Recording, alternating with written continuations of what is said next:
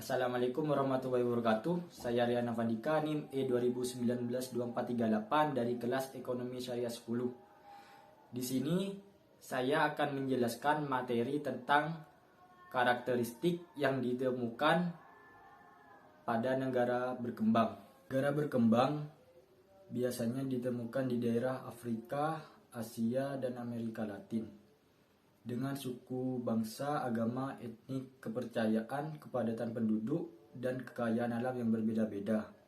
Dari berbagai perbedaan tersebut terdapat persamaan karakteristik dari negara-negara berkembang.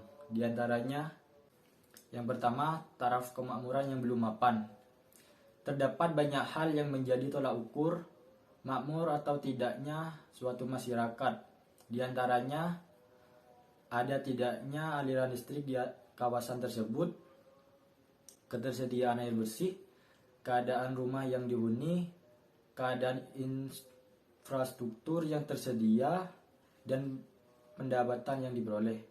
Penghasilan masyarakat merupakan faktor yang sangat penting. Oleh karena itu, pendapatan per kapita dapat dijadikan tolak ukur tingkat kemakmuran penduduk suatu negara. Yang kedua, rendahnya produktivitas kerja.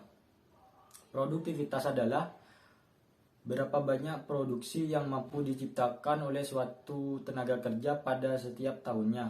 Banyaknya produksi pekerja di negara yang masih berkembang sangat rendah jika dibandingkan dengan banyaknya produksi yang dihasilkan oleh negara-negara maju.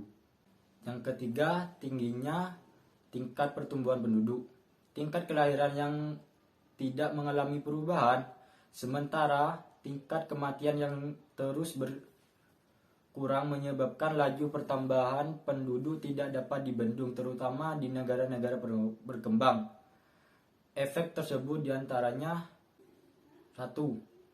Jumlah anggota keluarga yang ditanggung semakin bertambah, sementara pendapatan yang rendah tidak mencukupi untuk menanggung beban yang ada, sehingga mengakibatkan keluarga tersebut dengan pendapatan yang cukup banyak mengalami masalah kemiskinan. 2. Beban yang ditanggung oleh keluarga dengan pendapatan yang rendah dan jumlah anggota keluarga yang banyak berdampak pada tidak adanya dana yang dapat disisihkan untuk pendidikan anak-anak mereka. Yang ketiga, pertambahan tenaga kerja yang cukup tinggi tidak diimbangi dengan ketersediaan lapangan kerja yang memadai, sehingga mengakibatkan negara-negara dengan tingkat pertumbuhan penduduk yang cukup tinggi mengalami masalah pengangguran yang cukup serius. Sekian video dari saya, kurang lebihnya mohon maaf. Wabillahi taufiq wal hidayah. Wassalamualaikum warahmatullahi wabarakatuh.